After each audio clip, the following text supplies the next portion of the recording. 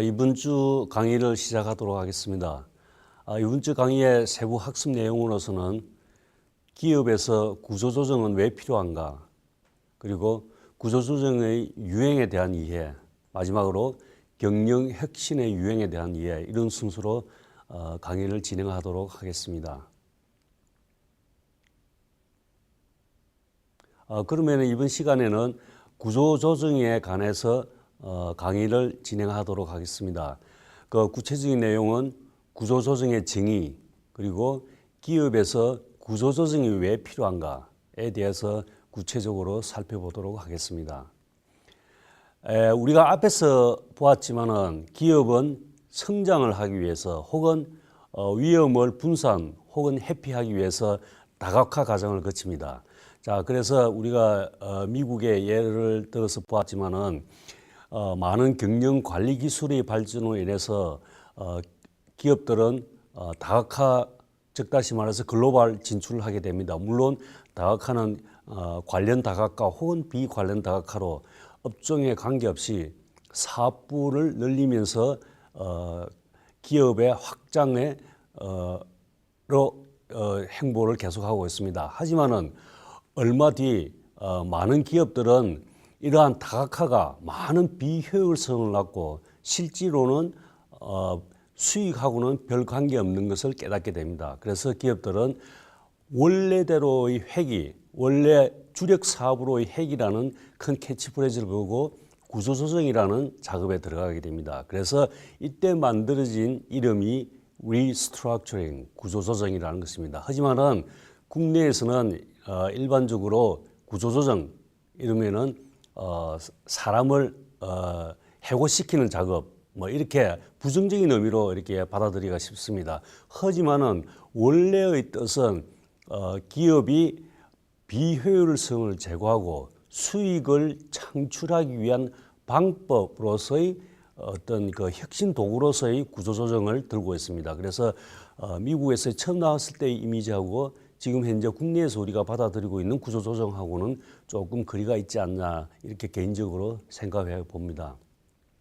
자, 그럼 우리가 구조조정에 대해서 구체적으로 들어가기 전에 제일 먼저 우리가 구조조정이라고 그러면은 가장 성공한 기업으로서 GE, 제너럴 일렉트릭의 회사를 예를 제일 많이 듭니다. 그래서 이 회사에 관해서 이 회사가 구조조정을 어떻게 성공적으로 이끌었는지에 대해서 살펴보고, 그 다음에 구체적으로 구조조정의 내용에 대해서 살펴보도록 하겠습니다. 구조조정은, 제너럴 일렉트릭의 구조조정은 1981년 잭 윌치라는 분이 40대 초반에 나이에 GE의 CEO로 발탁이 돼서 구조조정에 착수하게 됩니다. 아마도 44 정도 되지 않았을까 생각합니다. 그 어린 나이에, 아직 젊은 나이에 제너럴 일렉트릭이라는 큰 공룡 기업, 글로벌 다각화된 기업의 CEO로 발탁이 돼서 구조조정에 착수가 되는데, 현재 잭 윌치는 전 세계에서 가장 존경받는 경영인의 한 사람으로 받아들여지고 있습니다. 그 이유는 우리가 그 내용을 살펴보면 알겠지만은 제너럴 일렉트릭의 구조조정을 가장 성공적으로 이끌었기 때문에, 그래서 많은 사람들의, 특히 현지 실무자들이나 경영인들에 대해서 특히 존경을 많이 받는 사람 중에 한 사람입니다. 자, 그럼 여기에서 우리가 제너럴 일렉트릭의 구조조정을 구체적으로 살펴보도록 하겠습니다. 당시, 그러니까 1981년 제너럴 일렉트릭은 미국의 대표적인 컨글로머레이트, 복합기업입니다. 즉 다시 말해서 비관련 다각화의 확장에 되어 있는 그런 글로벌 기업이라 이렇게 생각하시면 될 겁니다. 그래서 무려 350개의 사업부를 거느린 다각화 기업입니다. 그래서 잭 윌치가 제일 처음 시작한 일은 이 350개의 사업부를 전 세계에서 1등 혹은 2등 하는 점유율을 가진 그 사업부를 제외하고는 모조리 다 없애어 버렸습니다.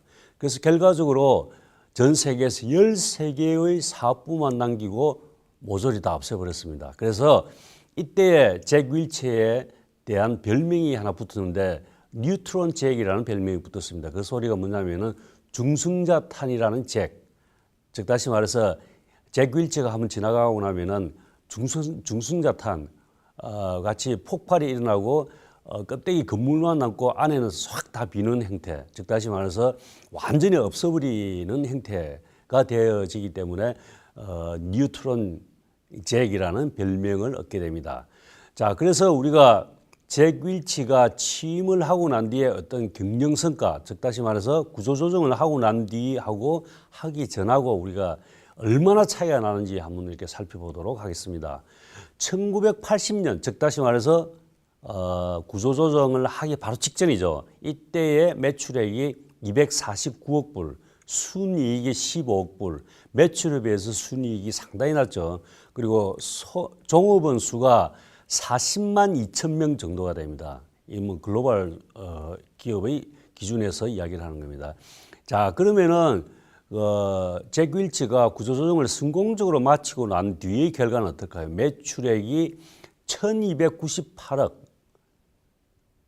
도달했으며 순이익은 무려 127억에 도달했고 종업원 수는 31만 3천 명으로 줄어들었습니다. 이 소리는 뭐냐면은 종업원 수는 줄어드는 데 반해서 순이익이나 매출은 엄청나게 증가했습니다. 그래서 이런 것은 우리가 어떻게 보면은 구조조정을 성공적으로 한 결과가 아닌가 이렇게 우리가 추측을 해볼 수가 있습니다. 그래서 잭 윌치가 추진한 GE의 단계적 구조조정은 지금 현재 많은 기업들이 구조조정을 착수할 적에 가장 모범 답안으로 가장 이상적인 단계로 참고를 하고 있습니다. 그래서 우리가 이것을 하나 살펴보도록 하겠습니다. 자, 잭 윌치가 추진한 구조조정은 모두 4단계로 거쳐서 되어 있는데 첫 번째 1단계 최고 경영자의 교체. 1981년 당시에 44살인 잭 윌치가 회장으로 선임이 되고 그때 당시 GE는 무려 350개의 사업부를 거느리게 되는 콩글로머레이트였습니다. 자, 그럼 우리가 여기서 눈여겨볼 것은 왜 첫 단계에서는 최고 경영자의 교체가 필요할까?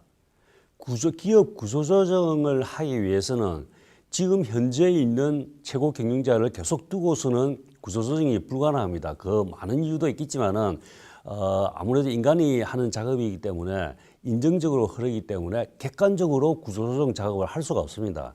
그래서 제3자 밖에서 최고 경영자를 새로 영입을 해서 그 사람이 객관적인 기준에 의해서 모든 구조조정의 단계를 밟을 수 있도록 그렇게 하기 위해서는 제일 첫 번째 단계가 최고 경영자의 교체입니다. 그래서 저 개인적으로도 이 구조조정은 1단계인 최고 경영자의 교체 이 작업이 제일 중요하지 않냐 이런 생각이 듭니다. 자, 제2단계로서 사업 포트폴리오의 조정. 전 세계 시장 점유율 1위 또는 2위가 아닌 모든 사업은 매각합니다. 1등, 2등 아니면 다 없애버린다는 소리죠. 그래서 퇴출 사업 단위의 매각 대금으로 핵심 사업을 강화하는 인수합병을 추진합니다. 즉 다시 말해서 1위, 1등, 2등 아닌 모든 사업은 1등, 2등을 하지 않고 있는 모든 사업부를 다 없애버리고 파는 거죠. 그 판 대금으로서 다시 핵심을 강화하기 위해서 인수합병을 서두릅니다. 자, 그리고 난 뒤에 제3단계 와서는 조직 구조 조정에 이릅니다. 즉 다시 말해서 조직의 슬림화, 조직이 단순하죠. 이 단순화하는 이유는 의사결정 구조를 단순함으로써 신속하게 의사결정을 내리겠다는 거죠. 그리고 사업부장에게 근한을 많은 위앙을 줍니다. 자, 그리고 네 번째 단계에 와서 새로운 기업 문화의 창출. 아마 저 개인적으로 생각으로는 잭 윌치가 이런 구조 조정 중에서 가장 빛이 나는 부분이 이 네 번째 단계가 아닌가 생각이 됩니다. 일반적으로 구조 조정을 하면은 같이 그 기업에 있던 구성원들도 마찬가지고 많은 그 불안이나 위험이나 이런 것이 도사리고 있는데 이 제너럴 일렉트릭 구조 조정이 성공적으로 끝난 그 이유는 네 번째 단계를 마무리를 잘했다는 것입니다. 그래서 네 번째 단계를 살펴보면은 새로운 기업 문화의 창출, 즉 다시 말해서 구조조정을 하고 난 뒤에 구성원들이 흐트러짐이 없이 혹은 불안감이 없이 새 조직의 녹아 들어갈 수 있도록 새로운 문화를 창출해내는 거죠. 그래서 여기에서는 업적별 보너스제를 신설하고 그다음에 워크아웃제 일종의 청문회제입니다. 노사관계가 청문회장에서 모여서 서로 허심탄회하게 토론을 하는 장소를 만드는 게 워크아웃 제도입니다. 그리고 주식 옵션 제도 이런 것들을 만들므로써 GE만의 새로운 기업 문화를 창출했습니다. 그래서 이런 4단계를 거침으로써 잭 윌치는 GE를 성공적으로 구조조정을 마치고 현재까지 전 세계에서 가장 존경받는 경영인의 한 사람으로서 자리를 잡게 됩니다. 자, 그래서 잭 윌치가 주도한 구조조정 후에 GE의 사업 구조는 크게 3분야로 나눌 수가 있습니다. 서비스 분야, 테크놀로지 분야, 코어 분야. 그래서 서비스 분야는 금융 서비스, MBC 방송국, 통신 서비스, 플라스틱. 그다음 테크놀로지 분야는 비행기 엔진, 우주항공, 에어 시스템. 그다음에 코어 분야는 가전, 형광등, 램프라든지 발전 시스템, 배전 및 전기 컨트롤 시스템이라든지 모터 운송 시스템. 아마 우리는 제너럴 일렉트릭 이러면 가전제품, 특히 냉장고라든지 아마도 그 나이가 조금 드신 분들은 그 전구에 새겨져 있는 GE 마크를 아마 연상하게 될 겁니다. 그래서 현재까지도 GE는 그 글로벌 기업으로서 막강한 마켓 시어를 가지고 있는 공룡 기업이라고 우리가 생각할 수가 있습니다.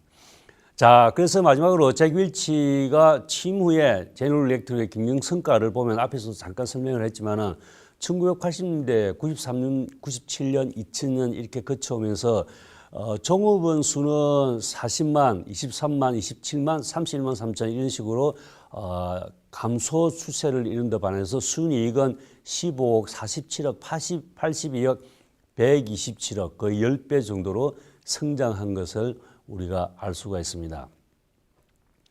자, 이러고 난 뒤에 제너럴 일렉트릭은 잭 윌치가 성공적으로 구조조정을 마치고 난 뒤에 경영권을 승계하게 됩니다. 자, 그래서 잭 윌치가 추진한 경영 혁신을 지속적으로 추진할 수 있는 적임자로서 제프리 이멜트의 CEO로 선임을 하게 됩니다. 자, 여기에서 우리가 그 GE가 지금 현재 추진하고 있는 어떤 그 캐치프레이즈라고 그럴까, 아니면 문화, 아니면 기업의 이념, 뭐 이런 것들의 특성을 살펴보면은 3S로 표현이 됩니다. 즉 다시 말해서 스피드, 심플리시티, 셀프 컨피던스, 즉 다시 말해서 속도, 단순성, 자신감, 요 3가지로 GE의 기업 비전, 기업 문화를 설명할 수가 있습니다. 속도는 의사결정의 속도, 그러니까 빠르게 의사결정을 내려서 또 그 다음에 속도는 신제품을 빨리 시장에 내놓는다는 그러한 속도를 의미하고 있습니다. 다음에 단순성, 심플리시티는 어떤 디자인상에서의 단순성, 마케팅 상에서의 단순하고 명확한 이런 마케팅, 그런 것을 생각하시면 되고, 자신감은 기업에 있는 구성원들이 CEO, 뭐 임원, 중간 관리자, 하위 계층에 있는 직원들 모두 다가 자기 나름대로 자신감을 가지고 일을 하자, 이런 개념에서의 자신감입니다. 그래서 GEO의 기업 문화, 비전은 3에서 스피드, 심플리시티, 셀프 컨피던스 이렇게 우리가 설명을 할 수가 있습니다. 자, 우리가 조금 전에 설명을 했지만 잭 윌치는 성공적으로 구조조정을 마치고 난 뒤에 제프리 이멜트라는 CEO의 그 바톤을 넘겨주게 됩니다. 자, 그리고 난 뒤에 제프리 이멜트는 그 바톤을 받아서 새로 전략을 꾸미는데 앞에 했던 잭 윌치하고 조금 다른 측면에서 저 전략의 초점을 어디에 두냐면은 이머징 마켓의 새로운 성장 동력에 초점을 둡니다. 즉 다시 말해서 GE의 성장 동력을 앞으로 미래의 성장의 근거지를 어디에 두냐면은 이머징 마켓. 이머징 마켓이라는 것은 신흥 마켓을 이야기합니다. 즉 다시 말해서 인도라든지 중국이라든지 최근에 부각하고 있는, 인도와 중국은 워낙 인구가 많기 때문에 지금 어느 나라에서도 무시할 수 없는 그런 잠재력을 가지고 있는 나라들이죠. 그래서 이런 나라들을 우리가 신흥 시장 혹은 신흥 국가들, 이머징 마켓이라고 이렇게 이야기합니다. 그래서 새로 임명된 제프리 멜튼은 그 성장의 초점을 어디에 두냐면 이머징 마켓에 초점을 두고, 그리고 대정부 교섭 능력을 강화합니다. 즉 다시 말해서 이머징 현지국의 정부와의 교섭 능력을 강화하는 그런 전략에 초점을 맞추게 됩니다.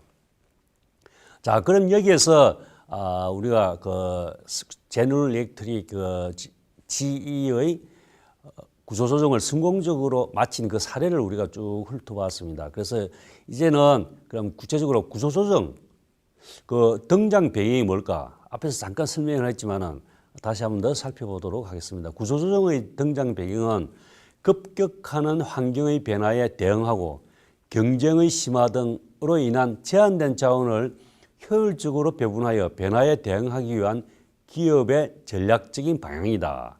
그래서 구조조정은 리스트럭처링, 1980년대 미국에서 처음 사용되었습니다. 당시의 개념은 M&A, 인수합병이죠. Merger and Acquisition. 인수합병을 통한 외형 분리기나 국제 경쟁력을 상실한 기업들이 주력 사업의 경쟁력을 회복시키기 위한 작전으로서 구조조정을 시행했습니다. 아까 앞에서 잠깐 설명을 했지만은 비관련 부분으로의 어떤 다각화된 기업들이 실제로 어떤 수익 측면에서 평가를 해본 결과 효율성을 느끼지 못하고 다시 정리를 하고 주력 사업으로 돌아가기 위해서 어떤 포트폴리오 정리를 한다든지 조직 구조 조정을 한다든지 이런 식으로 해서 다시 슬림화 형태로 넘어가는 게 구조 조정이라 이렇게 생각하시면 될 것 같습니다. 그래서 수익성이나 성장성이 낮은 사업은 축소, 철수하고 중복 사업은 통합, 폐합하며 공장 재편, 임원 감축 이러한 의미에서 합리화를 하는 의미로 사용이 되었습니다. 그래서 앞에서도 설명했지만 우리나라에서의 어떤 구조조정의 개념하고 보다 더 긍정적인 측면이 많다고 생각이 됩니다. 우리나라에서는 구조조정이라 그러면은 무조건 인력만 감축시키는 사람들만 이렇게 내쫓는 그런 형태가 구조조정이 아니냐 이렇게 우리가 받아들이고 있는데 실질적으로는 구조조정이라는 것은 어떤 더 나아가기 위해서 더 합리적으로 기업 목표를 달성하기 위한 더 한목적적인 형태의 기업의 몸부림이라 이렇게 생각하면 구조조정이 맞을 것 같습니다. 자, 그럼 여기에서 구체적으로 구조조정의 정의에 대해서 살펴보도록 하겠습니다. 구조조정의 정의, 구조조정은 시스템이나 조직을 새로운 방향으로 조정하는 것을 의미하며 전략적 경영의 한 수단이다. 이렇게 정의를 내릴 수가 있고, 그 다음에 기업이 경영 환경 변화로 위기의식을 인지하고 경영 상태를 개선하기 위하여 의도적이고 계획적으로 선택하는 급격한 경영 변화 혹은 조처이다. 저 개인적으로는 이 정의가 가장 적절하지 않나 이렇게 생각하고 있습니다. 왜냐하면은 기업이 특히 대기업이 구조조정을 한다 이럴 적에는 물론 CEO나 이런 계층에 있는 분들이 결정을 하겠지만은 구조조정을 할 적에는 그 기업이 위기의식을 느낄 적에 일반적으로 구조조정을 시작합니다. 그리고 이 구조조정은 어떤 그 의도적인 형태입니다. 계획적으로 하는 것이고 그렇기 때문에 조금 전에 했던 이 정의, 즉 다시 말해서 기업이 경영 환경의 변화로 위기의식을 느끼고 경영 상태를 개선하기 위해서 의도적이고 계획적으로 선택하는 급격한 경영 변화의 조치다. 그래서 점차적으로 스텝 바이 스텝으로 이렇게 하는 그 경영 변화가 아니라 짧은 시일 내에 많은 성과를 얻으려고 하는 작업이 구조조정입니다. 그래서 급격한 경영 변화입니다. 그 다음에 정의 하나로서 기업 차원에서의 구조조정, 사업 포트폴리오의 개편, 부채 비중 감소와 같은 자본 구조의 변화, 조직 구조 변화의 혁신, 보상과 인센티브 제도의 개혁, 기업 문화의 혁신 등 이러한 것들이 기업 경영 전반 시스템의 변화를 의미하는 것입니다. 그래서 구조조정이라는 것은 기업 전체 차원에서 영향을 미치기 때문에 첫 번째 사업 포트폴리오의 변화, 그다음에 자본 부채의 변화, 그다음에 조직 구조의 변화, 다음에 기업 문화의 변화, 이러한 기업 전반에 걸친 어떤 변화를 요구하는 것입니다.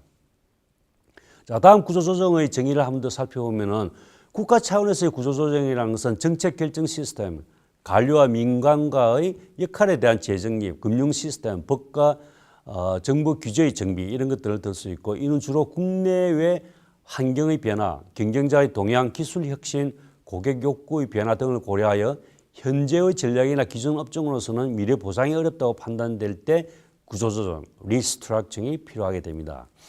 자, 그 다음에 우리가 구조조정이 필요한 이유. 자, 우리가 여기에 이제 그림으로서 설명이 되어 있는데, 세계 경제는 지금 이제 이 어떤 사람이 그 울퉁불퉁한 이 산을 이렇게 뒤에 짐을 끌고 올라가는 상태죠. 그래서 현재는 세계가 움직이는 방향이 즉 다시 말해서 개방을 원하고 있습니다. 그래서 그리고 글로벌 기업들은 각 나라의 투명한 경영을 원하고 있습니다. 그래서 투명성 이러한 것들이 글로벌 경영인데, 이 장애물을 올려가려고 하는 즉 다시 말해서 세계 경제가 움직이는 방향대로 따라가려고 하는 이 사람은 무척 힘들어 보이죠. 왜냐하면 그 길이 아스팔트 길이 아니고 울퉁불퉁하게 있기 때문에. 그래서 이 장애물이 특히 우리나라에서는 뭐냐면은 정부 규제, 금융산업의 낙후, 경영 지식의 부재, 보수적 기업 문화 이런 것들이 한국 경제, 한국 기업에서는 큰 장애물로 다가오고 있습니다. 그래서 정부 규제 같은 경우에는 외국 기업들이 우리나라에서 기업을 하기를 굉장히 꺼려합니다. 그 첫 번째 이유가 뭐냐면은 정부 규제가 너무 많다는 것입니다. 즉 다시 말해서 오픈되어 있지 않다는 것입니다. 이런 것들이 큰 장애물이고, 또 하나는 금융산업의 낙후. 우리가 그 은행 간에 빅딜을 한 게 얼마 되지 않았잖아요. 그죠? 그런 것들은 뭐냐면 금융산업의 낙후입니다. 그 다음에 경영 지식의 부재. 지금 경영인들은 글로벌 마인드라든지 전략적 마인드 이런 것들이 상당히 많이 필요한데, 실질적으로 기업의 CEO들 보면 이런 것들이 상당히 많이 부족하죠. 그 다음에 보수적 기업 문화. 아직까지는 대한민국은 관료적인 기업 형태가 많이 차지하고 있습니다. 그래서 이런 것들은 한국 경제가 세계 경제가 움직이는 방향으로 따라가기에 큰 장애물로 작용하고 있습니다. 자, 그럼 여기서 우리가 과연 그 기업 변신, 즉 다시 말해서 구조조정을 하려면 기업 변신을 해야 되죠. 그죠? 그래서 기업 변신이 어려운 이유가 뭘까? 거기에 대해서 한번 살펴보도록 하겠습니다. 자, 첫 번째, 기업 변신이 어려운 이유. 즉 다시 말해서 구조조정을 해서라도 기업이 변신을 해서 모양을 바꿔서 그 세계 경제의 흐름으로 트렌드로 따라갈 수 하는 그러한 것을 꺼리는 이유가 뭘까? 첫 번째 우리가 그 이유를 살펴보면은 인식 부족을 들 수가 있습니다. 즉 다시 말해서 실패한 기업들은 대부분 보수적인 기업 문화를 갖고 있으므로 지속적으로 변화하고 있는 환경 변화에 둔감하다는 것입니다. 앞에서도 설명했지만은 그 한국 기업은 그 대부분의 기업 문화가 굉장히 관료적인 형태에 처해 있습니다. 즉 다시 말해서 기업 구성원들이 자율적으로 자발적으로 어떤 창의성이나 이런 것들이 드러날 수 없도록 체계적으로 어떤 기업 문화가 정체되어 있고 폐쇄되어 있는 시스템을 가지고 있습니다. 그렇기 때문에 그 환경의 변화에 굉장히 둔감한 편입니다. 다음에 인식 부족으로서는 경제 구조의 구조적 변화과 과거의 점진적인 변화를 구별하지 못한다. 자, 지금은 우리가 어떤 그 혁신을 요구하는 그런 시대에 와 있습니다. 그래서 옛날에 그 점진적으로 스텝 바이 스텝으로 천천히 발전해서는 전 세계의 경쟁 구조 그 시스템에 따라가지는 못할 것이라고 생각합니다. 다음에 인식 부족으로서는 복잡한 피라미드형 조직 구조는 최고 경영자가 일선 현장에서 일어나는 변화를 감지하지 못하게 됩니다. 자, 일반적으로 우리가 기업, 특히 대한민국의 기업의 구조 형태를 설명하라, 그림으로 그리라 이러면은 대부분 다 피라미드형으로 표시를 합니다. 즉 다시 말해서 가장 안정적인 형태가 피라미드 삼각형 형태의 조직 구조입니다. 그래서 물론 여러 가지 장단점이 있지만은 이 피라미드형 조직 구조는 의사결정을 하기에는 굉장히 시간이 많이 걸립니다. 즉 다시 말해서 맨 밑에서 맨 위에까지 올라가는 그 정보의 흘러가는 시간이 굉장히 많이 걸리기 때문에 여러 가지 문제점을 안고 있습니다. 특히 최근에 그 급변하는 그 IT의 기술이라든지 혹은 소비자 동향에 어떤 촉각을 곤두세우고 따라가야 할 경우에는 이러한 피라미드형 구조로서는 도저히 그 변화를 잡을 수가 없다고 생각이 됩니다. 자, 그 다음에 기업 변신이 어려운 이유로서는 변화의 욕구 부족, 정부 규제가 강하고 국내 시장이 보호된 상황에서는 정부에 의존하는 경향이 있다. 아직까지도 대한민국의 기업은 온실 속에서 정부의 보호 속에서 정부가 주는 혜택이 바라보면서 하는 기업들이 많다고 생각합니다. 그래서 기업과 정신이 결여된 관료적인 조직이 많기 때문에 기업이 변신을 어렵게 하는 요인이 아닌가 이렇게 생각이 됩니다. 다음에 우리가 생각할 수 있는 것은 기업의 변신이 어려운 이유로서 능력 부족, 즉 다시 말해서 여러 사업 간의 비용을 공유하고 있으므로 정확한 손익 분석이 어렵다는 것입니다. 또 그리고 기업 내부 간의 상호 보조, 교차 판매로 책임 소재가 불명확하고 구체적인 변화의 방향을 결정하지 못하고 또 마지막으로 전략적 사고의 부재, 이런 것들이 기업 변신을 더 어렵게 하는 이유 중의 하나라고 생각이 됩니다. 자, 그리고 마지막으로 기업 변신을 어렵게 하는 이유 중의 하나로서는 인센티브의 부족을 들 수가 있습니다. 즉 다시 말해서 업적 평가와 그에 따른 보상 시스템의 부족, 조직 구성원들이 어떤 업적 평가를 결과 많은 업적을 올렸을 경우에는 그에 충분한 그에 따르는 보상 시스템을 줌으로써 인센티브를 주도록 해야 되는데 사실상 그런 부분이 아직까지는 부족하지 않나 이렇게 생각이 됩니다. 특히 평등주의와 연공서열식의 기업 문화, 이런 것들은 아직까지 기업 변신을 하는데 문제점으로 작용하고 있지 않나 이렇게 생각이 됩니다.